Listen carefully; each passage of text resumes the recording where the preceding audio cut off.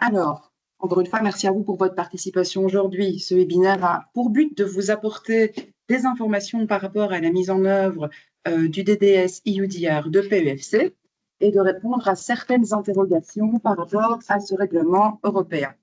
Donc, afin de respecter le temps imparti pour tous, vous pouvez donc voir que nous sommes en mode webinaire. C'est pour ça que les micros et les caméras sont éteintes.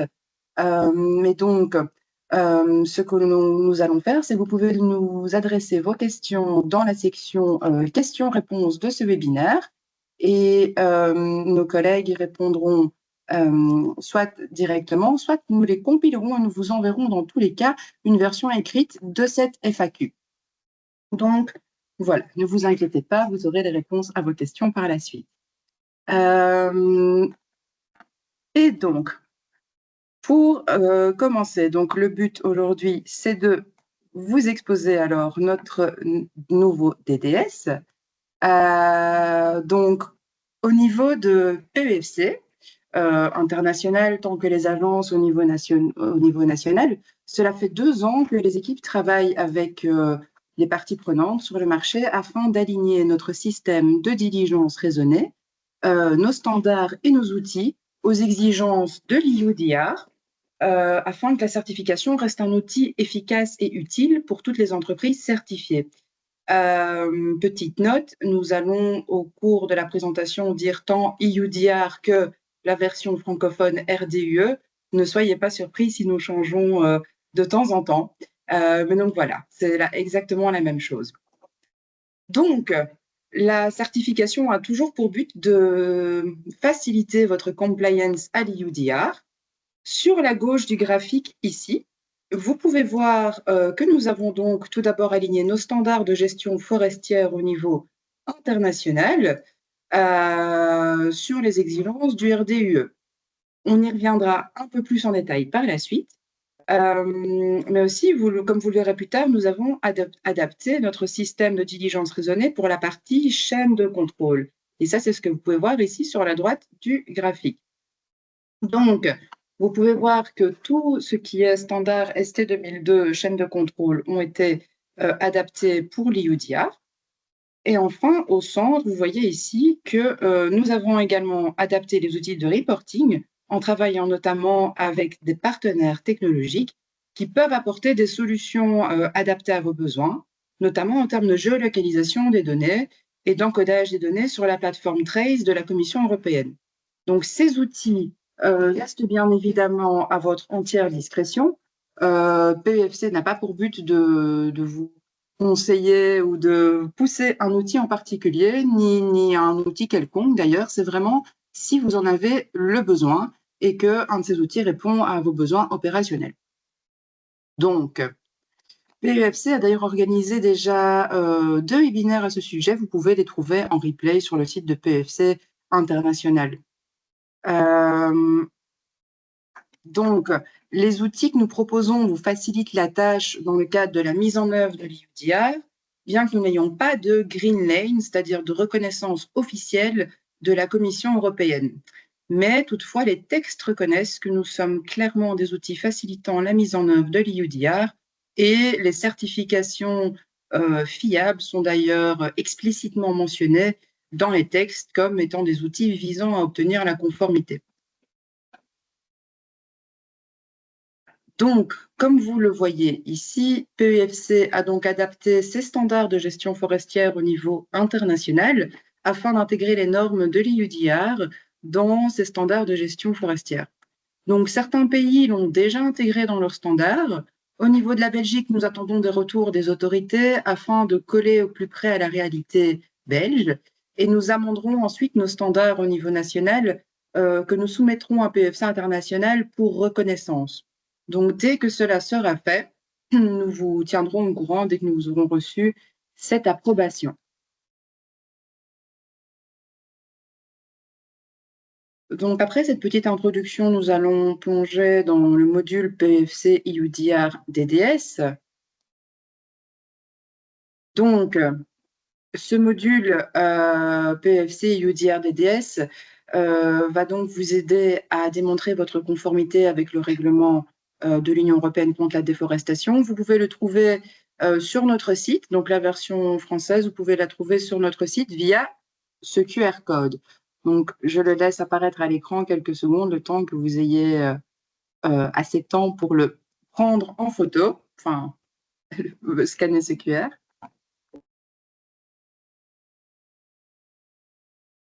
De toute façon, vous recevrez la présentation par la suite, donc vous pourrez toujours retourner dessus par après.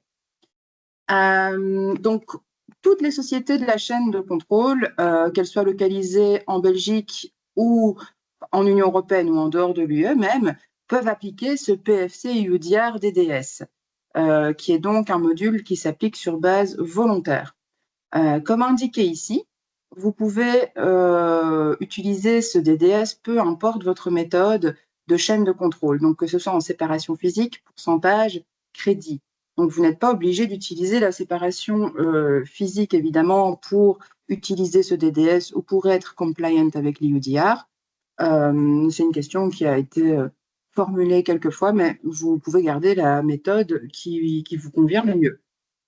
Donc, ce DDS s'applique aux entreprises au sein de l'Union européenne qui placent des matières ou des produits forestiers et à base de bois sur le marché de l'Union européenne ou qui exportent à partir de celui-ci, et les entreprises basées en dehors de l'Union européenne qui ne placent pas directement des matières ou des produits forestiers et à base de bois sur le marché de l'Union européenne ou qui n'exportent pas à partir de celui-ci, mais dont les matières ou les produits seront à la fin placés sur le marché de l'Union européenne ou exportés à partir de celui-ci. Vous pouvez relire la phrase plusieurs fois si besoin, mais tout est collé de manière générale sur les principes de la réglementation EUDR en elle-même.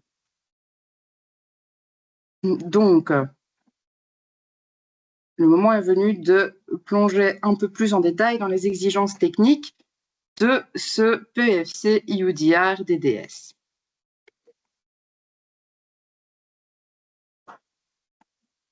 Donc, quelles sont les différences entre ce PFC EUDR DDS et le PFC DDS classique? Donc, les sociétés certifiées ici présentes connaissent déjà notre DDS classique. Les principes restent un peu les mêmes, mais certains points ont été renforcés afin de s'aligner justement avec les exigences de l'EUDR. Donc, parmi les points similaires, on retrouve la collecte de données, l'évaluation des risques et les mesures d'atténuation des risques. La logique ne change pas et on retrouve d'ailleurs également cette logique dans le règlement EUDR. Donc, même logique que dans le DDS classique et même logique que dans le règlement EUDR. Mais pour coller intégralement aux exigences de l'EUDR, le DDS a intégré les critères suivants dans ces critères. Donc, il s'agit de la géolocalisation, des données relatives aux zones d'exploitation et aux essences, et on a également renforcé certains points spécifiques de l'EUDR. Donc, l'évaluation des risques par rapport à la déforestation. On les abordait un peu dans le DDS classique, mais ici, c'est donc renforcé. Et on a également renforcé l'évaluation des risques par rapport à la dégradation des forêts. Pour information, est considéré comme dégradation des forêts le fait de passer d'une forêt primaire vers une forêt plantée ou des plantations, ou bien régénérer naturellement à des plantations forestières. Donc, c'est ce qu'on appelle communément la conversion forestière. On a également renforcé d'autres points, qui sont les points concernant la légalité du pays de production. Encore une fois, on le trouvait déjà dans les DDS classiques, mais ça a été renforcé ici et vous pourrez trouver une liste qui reprend le niveau de risque de ces pays sur le site de la Commission européenne. Je vous ai également joint un QR code que vous pourrez scanner par la suite. Comme ça, vous pourrez regarder quels sont les niveaux de risque, même si de manière générale, il y a très peu de pays à haut risque. Donc, à l'image de la logique de la législation EUDR, les exigences mentionnées dans le DDS PFC EUDR varient en fonction de la place que votre entreprise occupe dans la chaîne d'approvisionnement. Donc, ça, on y reviendra un peu plus en détail par la suite, mais c'est important de le savoir dès maintenant. Mince. Donc, comment s'articule la chaîne de contrôle et le module EUDR DDS? Donc, le module PEFC EUDR DDS s'appuie sur le standard de la chaîne de contrôle PEFC que vous connaissez très bien, qui est donc le PEFC ST 2002. Donc, encore une fois, c'est tout à fait modulaire. Vous pouvez appliquer ce PEFC EUDR DDS pour certains produits et le DDS classique pour d'autres produits. Ça, déjà, c'est important. On vous recommande quand même d'appliquer le PEFC EUDR DDS en tant qu'entreprise localisée sur le sol de l'Union européenne ou bien visant à faire du commerce dans l'Union européenne, étant donné que la réglementation EUDR, elle, est imposée.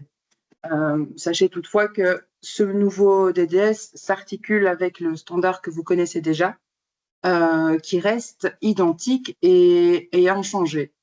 Donc, il n'y a que le chapitre 7 et l'annexe 1 de ces standards, donc plus ou moins les pages 29 à 35, qui vont être modifiées avec la nouvelle réglementation.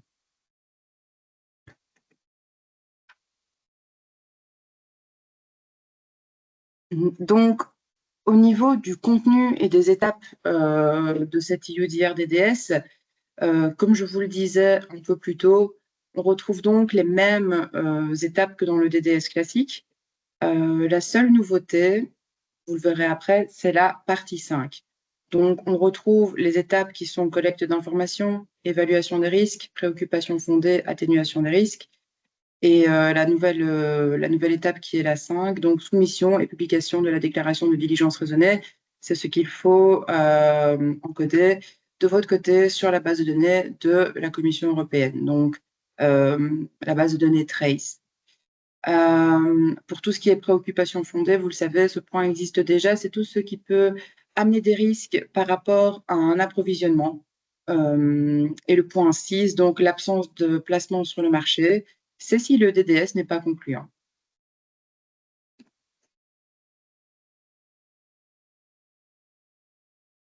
Donc, on va passer sur les étapes pour vous expliquer un petit peu quelles sont ces étapes. Donc, tout d'abord, on a la première étape qui est la collecte d'informations. Donc, il y a quelque chose d'assez important dans cette étape et de central, c'est l'utilisation d'une nouvelle déclaration sur vos factures et bons de livraison qui est la déclaration PEFC EUDR. On reviendra plus en détail dessus sur la prochaine diapositive.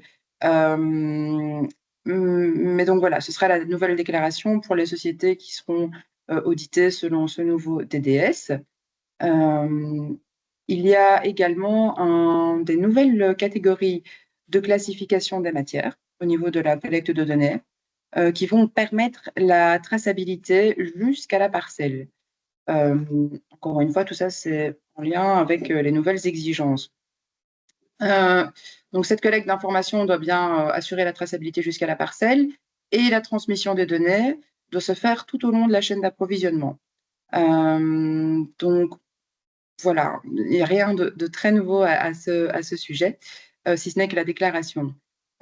C'est pourquoi ici, nous vous conseillons aussi, si vous en avez besoin, encore une fois, en partenariat avec des partenaires technologiques de votre choix, pour faciliter ce transfert d'informations tout au long de la chaîne d'approvisionnement.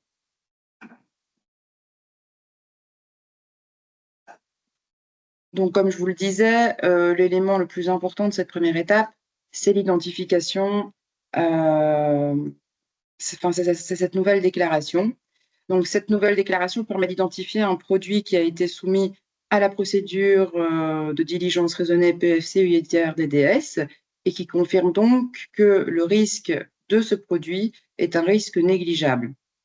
Donc, aujourd'hui, quand vous recevez un produit avec une déclaration PEFC, c'est ce qui vous permet de définir que le produit a déjà passé le PEFC DDS et qu'il présente un risque négligeable. Donc, dès que vous appliquerez le DDS PEFC EUDR, il y aura une nouvelle déclaration, cette déclaration PEFC EUDR. Donc, il est très important, voire capital, que dès le début des chaînes d'approvisionnement, ce produit soit accompagné de cette déclaration PFC-UDR, parce que c'est ce qui va faciliter le travail de toutes les autres sociétés tout au long de la chaîne d'approvisionnement. Car, encore une fois, un produit qui vient avec cette déclaration est un produit qui représente un risque négligeable et qui a donc suivi la diligence raisonnée adaptée à l'EUDR. Donc, cela vaut pour toute la chaîne d'approvisionnement, que ce soit au début ou à la fin. Car même en fin de la chaîne d'approvisionnement, on entend parfois de certaines sociétés qu'elles ne sont pas concernées car elles sont en fin de chaîne d'approvisionnement. Mais si, même si les exigences changent en fonction de votre place dans cette chaîne, vous êtes quand même concerné, notamment dans le cadre de vos relations avec les distributeurs ou les utilisateurs finaux, qui peuvent parfois être assez exigeants par rapport à cette compliance. Et donc, pour vos utilisateurs finaux, présenter un produit PEFC EUDR DDS, c'est une manière de prouver aux opérateurs et à ses utilisateurs finaux que le produit est conforme aux exigences de l'EUDR, tout simplement. Et qu'à chaque étape de la chaîne d'approvisionnement, il y a eu cet audit de chaîne de contrôle PEFC.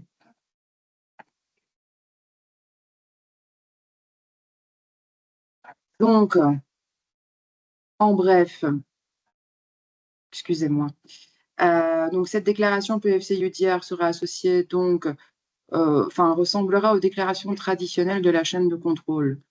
Donc, vous aurez soit la certification PFC-UDR certifiée PFC à X%, soit la certification PFC-UDR source contrôlée PFC. Donc, c'est un peu la même que celle d'avant, sauf que vous avez cet ajout EUDR.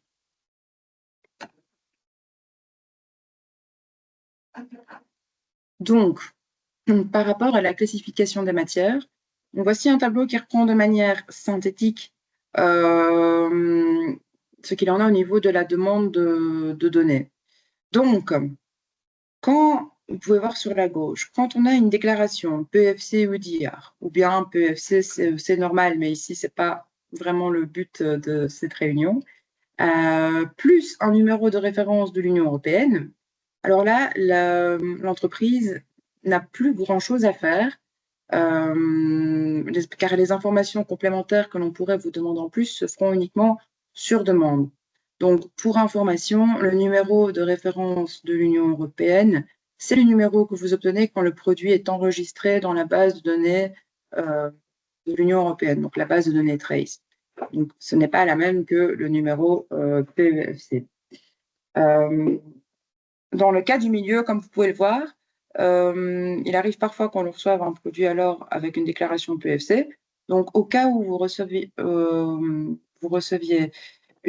produit avec une déclaration PFC UDR, mais qu'il n'y a pas de numéro de référence de l'Union européenne, là, il faudra obtenir des informations complémentaires pour pouvoir déclarer sur le site de l'Union européenne. Et donc, il vous faudra obtenir ce numéro de référence.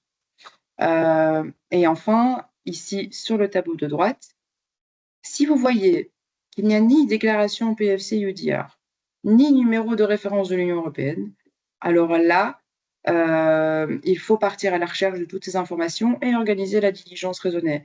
Car dans le deuxième cas, si votre produit vient sans numéro de référence de l'Union européenne, vous savez quand même qu'il comporte un risque négligeable vu qu'il a passé le DDS de PEFC. Or, ici, dans ce troisième cas de figure, vous n'avez aucune certitude de quoi que ce soit. Et donc, vous allez devoir faire tout le travail, car peut-être que le produit a suivi un processus de diligence raisonnée, mais vous ne le savez pas. Et donc, vous devez le vérifier quoi qu'il en soit.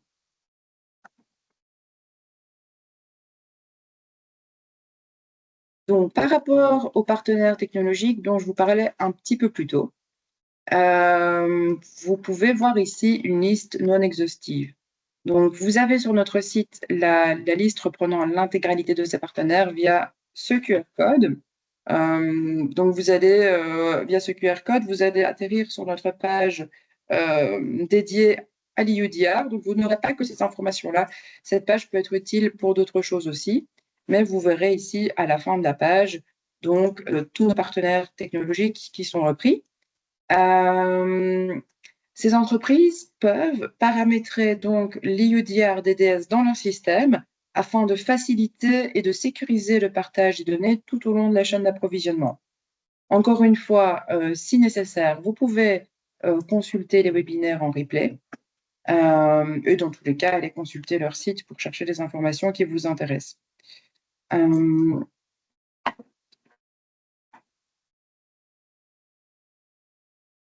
Alors, tout ça, c'était la première étape. Deuxième étape, l'évaluation des risques.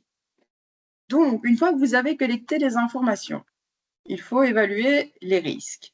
Donc, cette étape permet de couvrir chacun des risques suivants qui sont pris dans la liste et qui ont également été donc identifiés par le règlement EUDR.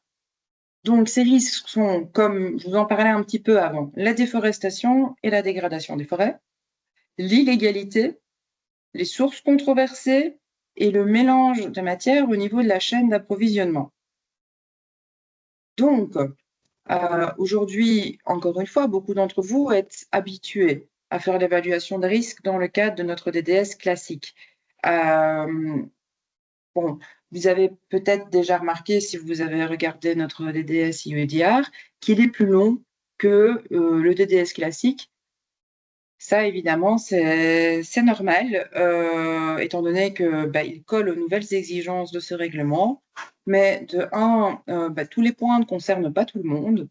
De deux, il est tout simplement plus long car il reprend plus de risques. Il colle vraiment donc au règlement de l'Union européenne. Mais pour vous qui êtes habitués à déjà faire ce travail dans le DDS classique, vous verrez que le nouveau module, bien que plus long, n'est pas particulièrement différent. Encore une fois, la logique est la même que dans le module précédent. Donc, on va retrouver des points en commun entre ce module et les éléments du DDS classique, tels que la déforestation, la dégradation, l'illégalité, les sources controversées et les mélanges.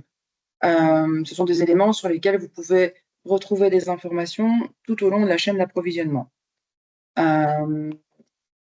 Donc, il y a quelques changements, quelques nouveautés, mais la logique ne va pas vous étonner.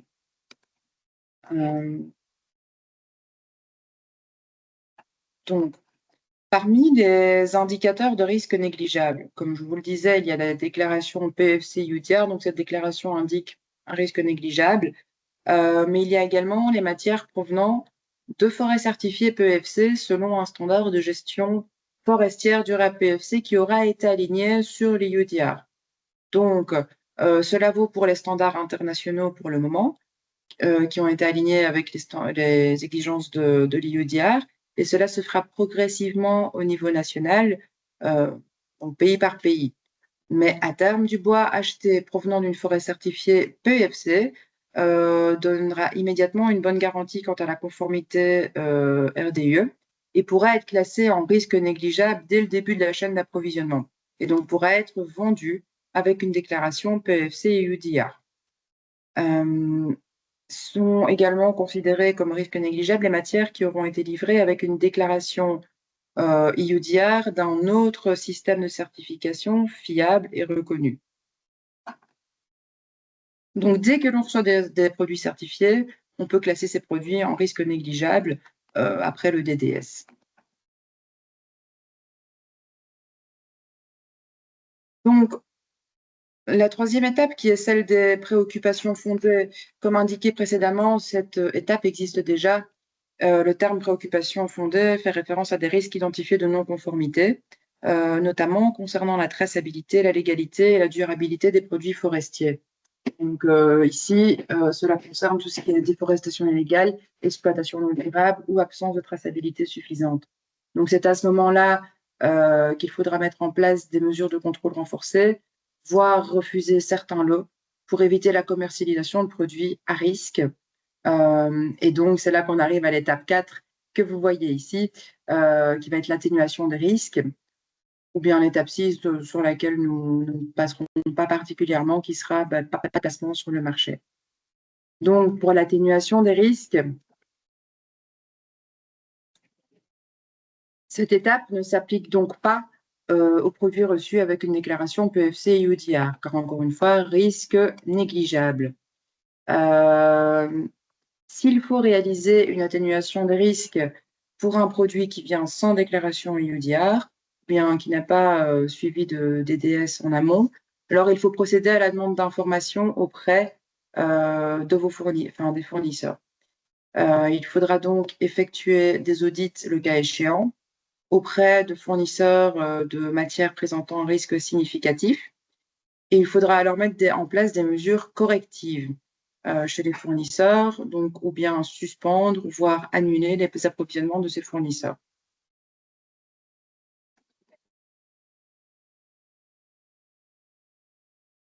Donc, pourquoi est-ce que nous vous recommandons de mettre en œuvre ce PFC UTR DDS au lieu du DDS classique pour tous vos groupes de produits en tant qu'entreprise active sur le marché européen? Il y a plusieurs raisons. Bon, déjà, car ce PFC UDR DDS simplifie les exigences complexes de l'EUDR et il les traduit en étapes claires et compréhensibles, en lien avec le standard PFC chaîne de contrôle. Donc, cela peut vous aider à comprendre les exigences de la réglementation européenne, car vous connaissez déjà très bien le standard ST 2002 et la logique est la même. Donc, cette mise en œuvre est simplifiée et peut vraiment vous aider tout au long de vos audits. Deuxièmement, cela va vous aider à démontrer que vous êtes prêt pour l'EUDR. Donc, en mettant en œuvre ce DDS, vous indiquez au marché, à vos clients et aux autorités que votre entreprise s'aligne sur les exigences de l'EUDR. Donc, cela renforce votre crédibilité et la confiance de vos clients, surtout pour les entreprises au bout de la chaîne d'approvisionnement et qui devront montrer à des opérateurs assez exigeants qui sont conformes par rapport à cette réglementation européenne et enfin que ces sociétés sont prêtes et qu'il n'y a pas besoin de demander pléthore d'informations par rapport à ce produit, car la déclaration PFC EUDR suffit pour démontrer la conformité du produit. Enfin, comme vous le savez, le PFC est présent dans 56 pays. Donc, ici, on a une application mondiale également. Ce DDS est applicable dans le monde entier par toute entreprise. Il facilite le partage transfrontalier des données et des informations requises dans le cadre de l'EUDR, même en dehors de l'Union européenne.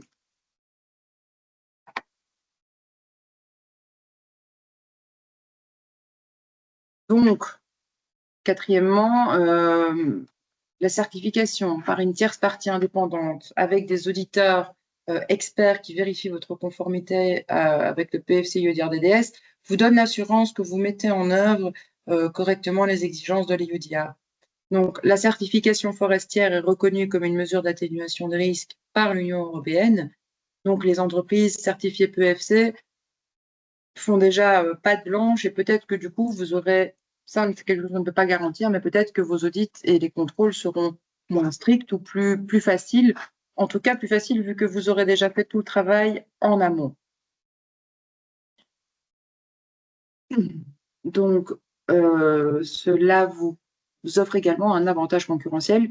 Donc, proposer des matériaux certifiés PFC UDR vous donne un avantage concurrentiel en rationalisant le processus de mise en conformité pour vos clients. Donc, l'évaluation des risques est simplifiée car les matériaux livrés avec la certification PFC UDR sont donc considérés comme présentant un risque négligeable. Or, en l'absence de certification, une entreprise basée dans l'Union européenne qui s'approvisionne auprès de fournisseurs non européens pourrait être amenée à devoir aller se rendre sur place pour effectuer elle-même les processus de diligence raisonnée sur les sites de production tout au long de la chaîne de valeur. Or, ici, recevoir un produit certifié PFC EUDR vous permet de ne rien devoir faire de plus mais que ce que vous avez déjà fait. Donc, comme vous l'aurez compris, notre système se veut flexible et vous permet donc de choisir les produits de vos gammes de produits qui seront soumis au PFC EUDR DDS et ceux qui seront soumis au DDS classique. Donc, il s'adapte à vos besoins tant commerciaux que réglementaires. Et bon, le dernier point, c'est que si jamais vous n'avez pas donc les outils en interne ou les capacités en interne, nous pouvons vous aider donc, enfin nos partenaires, les partenaires de PFC peuvent donc vous aider à faire une gestion sécurisée des données de géolocalisation via leurs outils et via leur plateforme. Donc on reviendra un peu plus en détail dessus par après. Donc, je vais laisser la parole à Maxime pour la mise en place concrète du DDS. Voilà, donc suite à l'introduction théorique de Sarah, il s'agit ici de vous décrire en 10 étapes la mise en œuvre du DDS au sein de votre entreprise, de l'EUDR DDS. Il est évident qu'au fur et à mesure des différents points, peut-être que certains points sont déjà en ordre au sein de votre entreprise, peut-être que d'autres demanderont naturellement du coup un complément en revue, et n'hésitez pas surtout à poser vos questions dans le chat si vous en avez, de manière à ce qu'on puisse y répondre. Nous les collecterons à l'issue du webinaire. Donc effectivement, comme je l'ai dit, on a 10 étapes différentes. La première étant celle d'identifier votre rôle précisément en tant qu'organisation. Il faut donc déterminer si vous êtes un opérateur ou un commerçant, puisqu'il y a deux distinctions qui sont faites dans le cadre du règlement RDUE par la Commission européenne. Et enfin aussi, déterminer si vous êtes une PME ou une non-PME, de manière à pouvoir clarifier vos responsabilités en matière de RDUE. Donc effectivement, le RDUE n'a pas les mêmes exigences pour les opérateurs et les commerçants, ainsi que pour les PME et les non-PME. Au sens du RDUE, un opérateur est donc une personne physique ou morale qui, dans le cadre d'une activité commerciale, met des produits sur le marché pour la première fois ou les exporte à partir de ce marché. Pour le commerçant, lui, on parle plutôt d'une organisation qui, dans le cadre d'une activité commerciale, met des produits à disposition sur le marché d'une entreprise à l'autre au sein du marché de l'Union européenne. Au niveau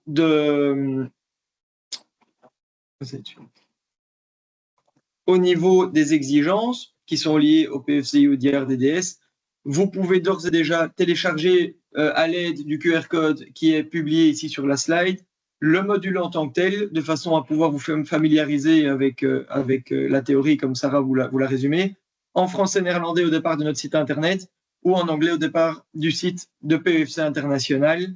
L'avantage étant qu'il vous permet de faire un focus sur le système de gestion et le système de diligence raisonnée, et bien entendu l'intégration dans le système actuel de gestion de votre entreprise via la chaîne de contrôle qui est déjà existante. Alors, l'étape 3 consiste à contacter votre organisme certificateur, car en effet, il est important de lui communiquer que vous souhaitez appliquer le PFC UDR DDS et que donc l'auditeur et l'organisme de certification puissent adapter son prochain audit de chaîne de contrôle à cette réglementation UDR. Donc, pour cela, il faut que votre organisme de certification ait été accrédité. Ça veut dire quoi? Ça veut dire qu'aujourd'hui, donc le processus est en cours, les organismes de certification attendent un feu vert officiel, une accréditation officielle, pour pouvoir délivrer des certifications EUDR, PFC EUDR Certified ou Control Source. Le processus est en cours, on espère avoir un retour très rapidement. Bien entendu, il est quand même nécessaire de contacter votre OC pour s'assurer que de 1, il souhaite bien se faire accréditer dans ce cadre-là et qu'il sera capable de vous délivrer du coup ses claims, et qu'enfin, il puisse adapter, bien entendu, comme je viens de le dire, le contenu de son prochain audit au sein de votre entreprise. Donc ici, pardon, une liste des organismes certificateurs accrédités pour fournir une certification dans le cadre du module sera disponible sur le site internet de PEFC International et pourrait être donc consulté ultérieurement. Il est évident ici aussi que dans tous les cas, vous pouvez déjà vous préparer avec le DDS, donc de manière anticipative, ainsi qu'à l'atténuation des risques éventuels au sein de vos chaînes de transformation pour être prêt dès l'entrée en vigueur de la réglementation.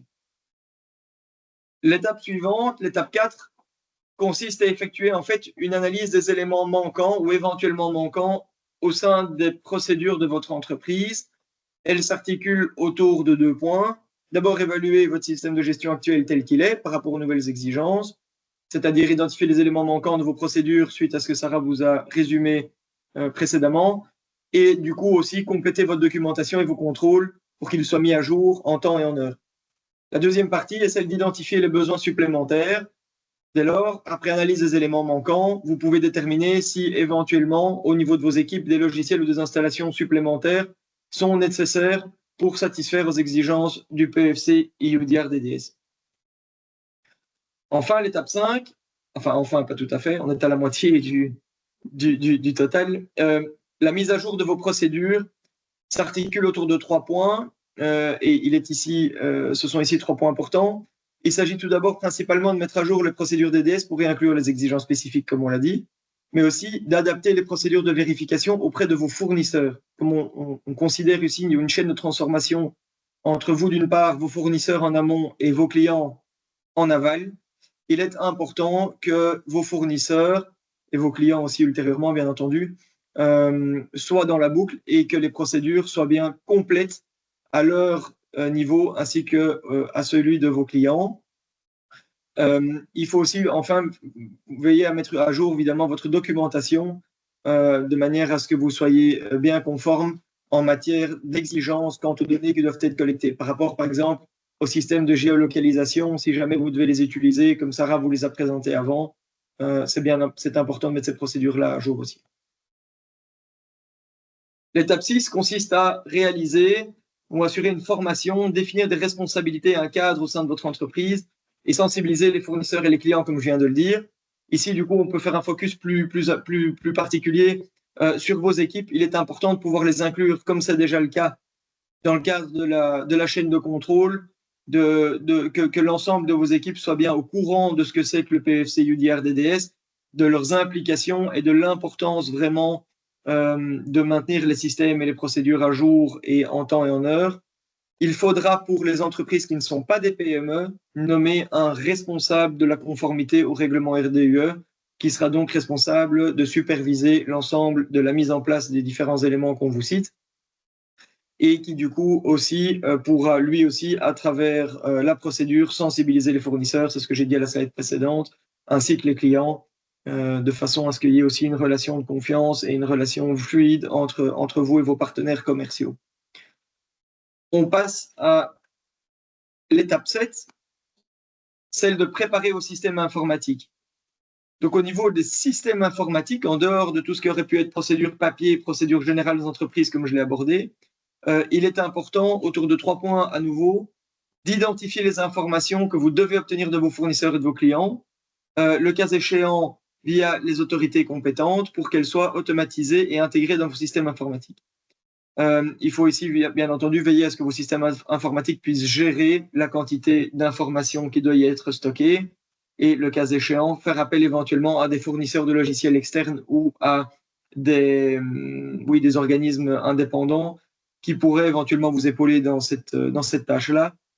Comme Sarah l'a abordé en début de présentation, PFC s'est encadré, s'est entouré d'une série d'entreprises qui permettent et qui mettent à profit des logiciels qui permettent une intégration plus ou moins complète du flot d'informations liées au DDS. Donc vous pourrez avoir leurs coordonnées ultérieurement. Nous vous encourageons en tout cas peut-être à y jeter un œil, car ça pourrait vous aider et pourrait vous faire gagner éventuellement du temps dans tout ce processus.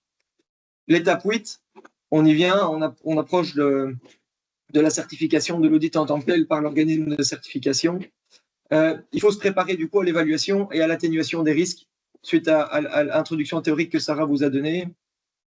Donc renforcer les processus d'évaluation de risque en incorporant des facteurs de risque spécifiques à l'EUDR dans le cadre des évaluations des risques, c'est-à-dire en veillant à ce que les risques de légalité liés à la déforestation, à la dégradation des forêts, au risque de mélange et à l'entièreté des flux entrant et sortant de votre entreprise au niveau des marchandises soient systématiquement évalués. Enfin, élaborer du coup des mesures d'atténuation, si jamais elles sont d'actualité et d'application, et définir des stratégies qui permettent d'atténuer ces risques identifiés propres à chaque fournisseur, chacun des flux entrants dans votre entreprise au niveau des marchandises et des approvisionnements. Si vous avez du coup, éventuellement, c'est une possibilité, des fournisseurs issus de pays à risque ou non certifiés, ce sont des mesures sur lesquelles il faudra principalement agir pour atténuer ces risques et obtenir un risque négligeable, de manière à pouvoir continuer à intégrer ces approvisionnements de votre chaîne de contrôle et, bien entendu, pouvoir du coup procéder au commerce de ces produits sur le marché européen. Donc, pour information, nous voyons que des fournisseurs dans les pays hors Europe sont en train de s'aligner sur l'IODR DDS, puisqu'évidemment, ils veulent faire partie de la boucle de conformité au niveau de la réglementation et pouvoir continuer à faire du commerce avec l'Europe, notamment en Asie, en Amérique latine, où aujourd'hui, on voit que ça bouge. Donc, cela devrait aussi pouvoir vous faciliter la tâche en dehors de l'Union, au sein de l'Union. L'étape 9, avant-dernière étape du processus, réaliser un audit interne de manière à ce que vous soyez certain, avant audit officiel, que vos procédures soient bien à jour, qu'elles soient conformes, qu'il n'y ait, dans la mesure du possible, bien entendu, aucun trou et que vous puissiez avoir évidemment un audit favorable à l'issue de la venue de l'auditeur. Donc, une fois que les systèmes de gestion sont prêts, vous vérifiez que tout est prêt, vous consolidez la documentation, les procédures, et évidemment, vous tenez ça à disposition de l'auditeur qui pourrait du coup vous le demander dans le cadre de l'audit. Et enfin, l'audit officiel, l'étape 10.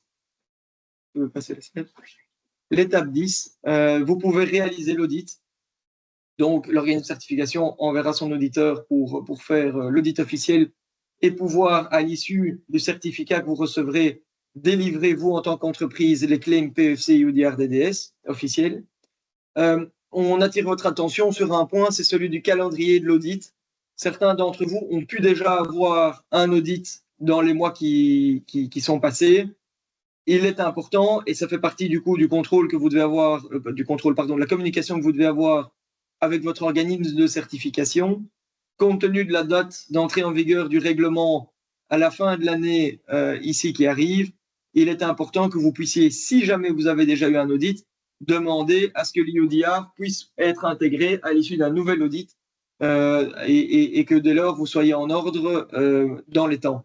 Si jamais votre audit est planifié mais n'a pas encore eu lieu et que votre organisme de certification décide, comme je l'ai dit, via le processus d'accréditation, de s'inscrire dans ce schéma PEFC IODR, mais surtout mentionner votre volonté d'intégrer ce module IODR DDS de façon à ce qu'il puisse adapter l'audit lors de sa prochaine venue dans votre entreprise.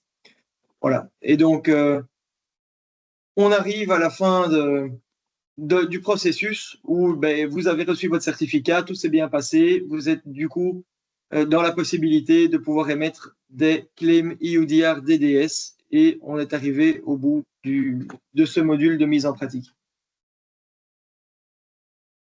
Voilà, si jamais vous voulez en savoir plus sur le système d'information de l'UE, on vous laisse quelques secondes pour que vous puissiez aussi du coup scanner le QR code qui est affiché à l'écran, de manière à ce que vous puissiez accéder à la page. Je laisse quelques secondes pour que tout le monde ait le temps. De toute manière, vous allez recevoir la présentation à l'issue ici du webinaire. Donc vous pourrez le rescanner si jamais vous n'avez pas eu l'occasion de le faire. Exactement. Ils ont des vidéos de formation, du coup, qui sont sous-titrées en français, qui vous permettent de comprendre comment leur plateforme fonctionne de manière assez pratique.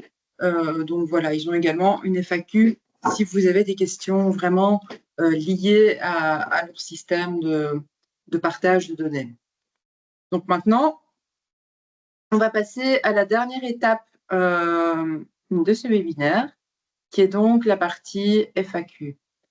Donc, comme vous le savez, il y a beaucoup de questions liées à cette réglementation. Donc, on voulait également vous apporter quelques réponses aux questions les plus fréquemment posées que vous avez peut-être également posées aujourd'hui dans la conversation. Encore une fois, si votre question ne figure pas dans les quelques questions que l'on va parcourir aujourd'hui, pas de panique. Samuel vous y répond dans le chat et nous vous répondrons également par écrit par la suite. Nous vous enverrons cette version de la FAQ de manière exhaustive par après. Donc, voici une question que l'on reçoit souvent. Ma société est-elle concernée par le règlement IODR et quels produits sont concernés par ce règlement? Donc, Juste à titre d'information, ce règlement a vu le jour car, d'après la FAO, nous perdons encore une dizaine de millions d'hectares de forêt par an. Donc, l'Union européenne cherche à réduire au minimum sa part dans la déforestation et la dégradation des forêts. Donc, de manière assez logique, ce règlement étant un règlement visant à lutter contre la déforestation et la dégradation des forêts, il s'applique donc à 6 produits de base, comme vous le savez probablement déjà, qui contribuent à ce problème mondial. Donc, ces produits de base sont les bovins, le cacao, le café, l'huile de palme, donc le palmier à huile, le soja, et donc, bien entendu, vous qui êtes tous concernés aujourd'hui, le bois. Donc, tous les produits en bois ou dérivés du bois. Vous êtes donc concernés, peu importe la taille de votre entreprise, que vous soyez micro-entreprise, PME ou grande entreprise, ce règlement vous concerne. Donc, ici, nous vous avons mis le QR code vers le règlement EUDR, où vous pourrez retrouver plusieurs choses. Donc, le règlement dans son intégralité, mais également, nous y viendrons par la suite, la liste avec les codes douaniers. Donc, ce règlement vous concerne que vous soyez importateur, exploitant forestier, scieur, entreprise de première ou deuxième transformation ou distributeur en fin de chaîne. Ce sont encore une fois juste les exigences qui varient en fonction de ces informations. Ceux qui ont la responsabilité d'encoder toutes les informations dans la base de données de l'Union européenne, donc la base de données Trace, pour la première fois, sont les premiers metteurs sur le marché. Donc c'est sur eux que va s'appuyer ensuite toute la chaîne de valeur. Pour les sociétés qui sont considérées comme opérateurs ou négociants, vous pourrez vous référer au numéro de diligence raisonné et au numéro de référence encodé dans la base de données de l'Union européenne. Donc cela va amoindrir votre charge administrative sans pour autant vous exempter d'être conforme au règlement. Donc c'est toujours la petite subtilité avec cela. Vous devrez donc également faire une diligence raisonnée, mais celle-ci sera facilitée par les informations qui auront été encodées en amont. Et donc, sachez aussi que d'année en année, normalement, cette tâche administrative devrait s'amoindrir, car comme vous le verrez sur le site de l'Union européenne, vous devez encoder ces informations la première fois, mais normalement, d'année en année, vous pouvez réutiliser tout simplement les informations que vous avez déjà encodées les années d'avant. Donc, ce sera un gros travail, un gros chantier la première fois, mais après, cela devrait s'amoindrir, notamment parce que vous aurez l'habitude. Donc, votre société est concernée. Maintenant, pour savoir exactement quels produits sont concernés par ce règlement, vous pouvez donc retrouver la liste des produits concernés dans l'annexe 1 du règlement. Donc, l'annexe 1, vous le trouvez également sur ce QR code. C'est ce que je vous disais que l'on verrait plus tard. On y est. Donc, vous pouvez également donc, retrouver à la fin du document, je vais vous la montrer ici, la liste qui reprend les produits. Donc, ici, c'est juste un extract de cette annexe pour que vous puissiez voir à quoi cela ressemble. Donc, vous avez les codes douaniers et les produits concernés par les UDR. Donc, de manière assez globale, si vous retrouvez le code douanier ou votre produit dans cette liste, oui, vous êtes concerné. Donc, encore une fois, vous pourrez revoir le QR code dans la présentation que nous vous enverrons si jamais vous n'avez pas eu le temps de le scanner. La deuxième question que l'on reçoit assez souvent et qui a également été l'objet d'une subtilité, quelles sont les dates limites de la conformité au RDUE pour les micro, petites, moyennes et grandes entreprises, compte tenu des différentes informations qu'on a reçues, des différentes informations qui circulent, et puis des différents guidance documents qui ont été publiés par la Commission. Donc, l'entrée en vigueur de ce règlement, c'est le 30 décembre 2025. Vous avez entendu parler d'un délai de 6 mois pour les micro et petites entreprises. En effet, ce délai a été défini, vous le verrez dans le paragraphe 1 ou 2 de l'article 3 de la directive. Et donc, ce délai vous permet d'avoir le temps jusqu'au 30 juin 2026. Ceci dit, attention, nous voulons vraiment que vous prêtez attention à ce détail qui n'en est pas un.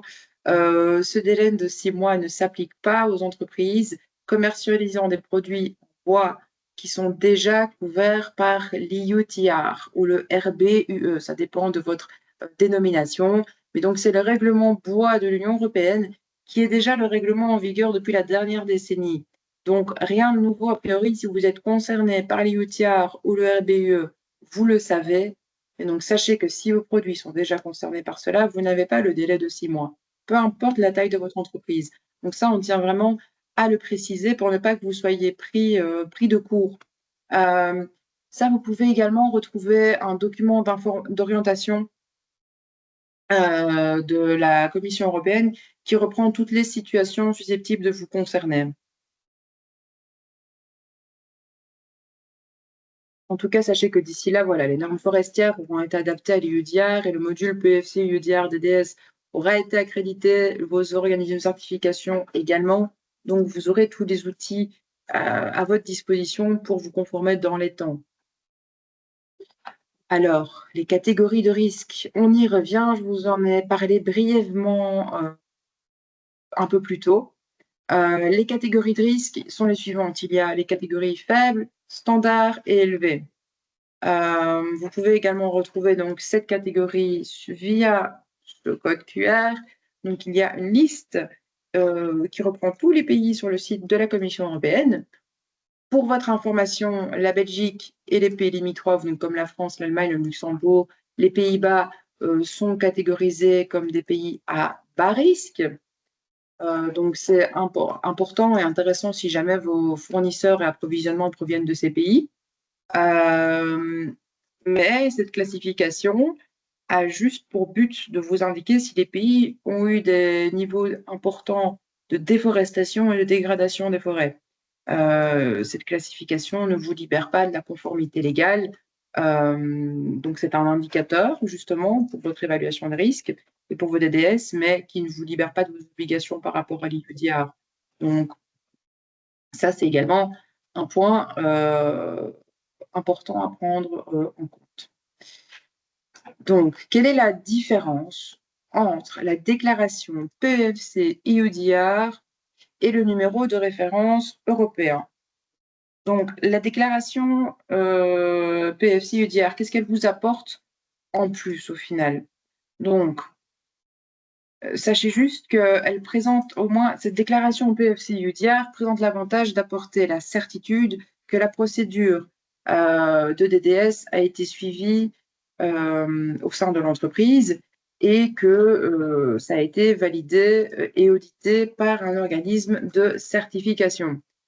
En fait, le numéro de référence que vous avez de l'Union européenne vous indique juste qu'un acteur sur le marché, donc en amont de la chaîne, a mis une déclaration de diligence raisonnée sur le système d'information de la Commission, mais vous ne savez pas si il a été audité par un organisme de certification. Or, la déclaration PEFC IUDR présente cet avantage. Donc, cela vous garantit la conformité sans devoir justifier encore en plus et sans devoir apporter plein d'informations plus. Donc, très brièvement, hein, une question qui est liée à celle d'avant, nous avons également reçu. Si le fournisseur dispose d'un numéro de référence IUDR, est-ce que tout est OK? Et donc, pourquoi devrais-je me faire certifier PEFC? Donc, encore une fois, le fait que votre fournisseur dispose d'un numéro de référence IUDR ne vous exempte pas, vous, en tant que tel, de votre responsabilité par rapport à l'IUDR, ni de conformité, et ne vous exempte donc pas de votre besoin de faire un DDS. Donc, le module PEFC IUDR DDS est-il obligatoire ou volontaire pour les entreprises certifiées PEFC, étant donné que la réglementation IUDR, elle, est obligatoire? Et aussi, pourquoi est-ce que le choix est laissé aux entreprises? Donc, pourquoi est-ce que c'est un module qui est sur base volontaire si la réglementation est-elle obligatoire? Bien, parce que comme on vous le disait, nous, on vous recommande de mettre cela en place pour le marché européen et pour vos produits qui seront commercialisés ici en Europe. Ceci dit, le module est volontaire. Pourquoi? Parce que peut-être que tous vos produits ne seront pas vendus ici, et aussi parce que PEFC est un système de certification donc international qui ne s'applique pas uniquement aux échanges entre les sociétés européennes. Donc, pour les entreprises hors Europe ou qui n'ont aucune vocation à venir commercialiser des produits en Europe, ce DDS aurait peu de sens. Donc, c'est pourquoi nous ne l'obligeons pas au niveau de PEFC international. Donc, cependant, PEFC a fait le choix d'aligner ses standards forestiers dans le monde entier avec l'EUDR, dans la mesure où les exigences de l'EUDR et aussi les standards participent à l'amélioration continue des systèmes de certification et de gestion forestière. Mais comme vous le savez, on traite le sujet depuis longtemps et mais encore une fois, on voulait vraiment s'aligner sur les définitions et concepts afin de garantir une clarté entre nos règlements et les exigences, enfin entre les règlements de l'Union européenne et nos exigences au sein de PEFC. Alors, il y a encore 3 petites questions un peu plus pratico-pratiques. Donc, la certification PEFC EUDR DDS aura-t-elle un impact sur la redevance versée à PEFC Belgium? Non. La contribution des entreprises restera inchangée. Il faut juste voir avec votre organisme de certification si peut-être le coût de l'audit change, si l'audit est plus long. Donc ça, c'est à voir avec eux.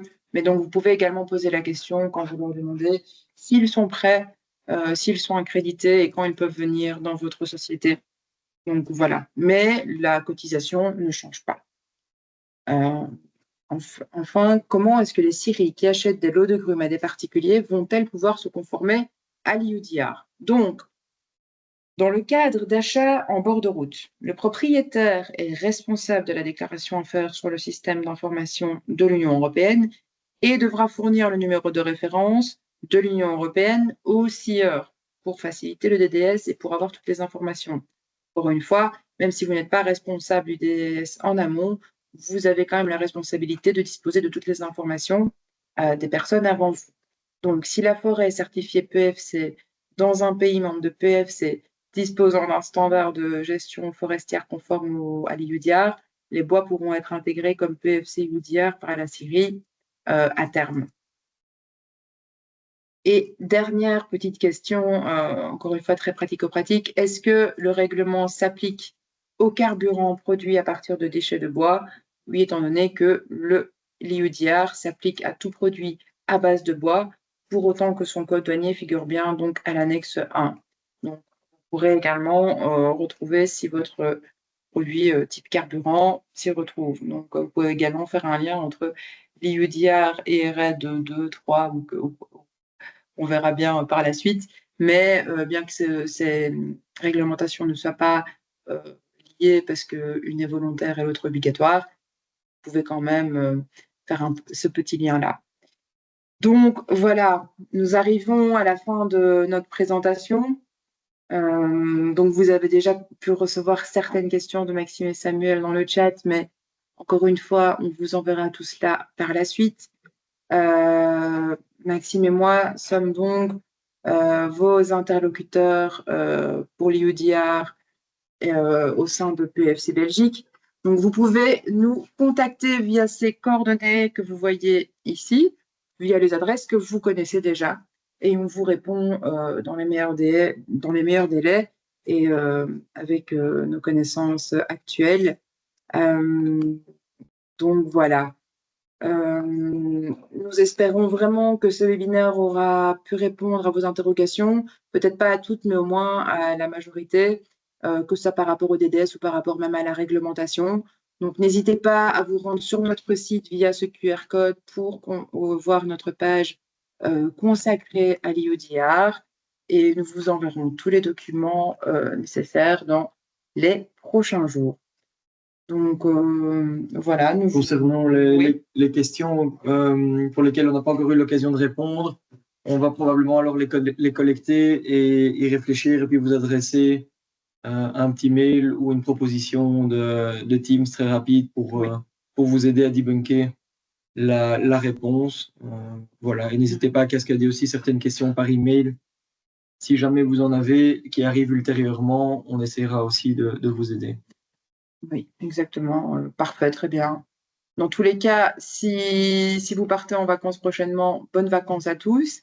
Et donc, à très bientôt pour la suite de la réponse à vos questions. Voilà, merci. Merci. Bonne journée.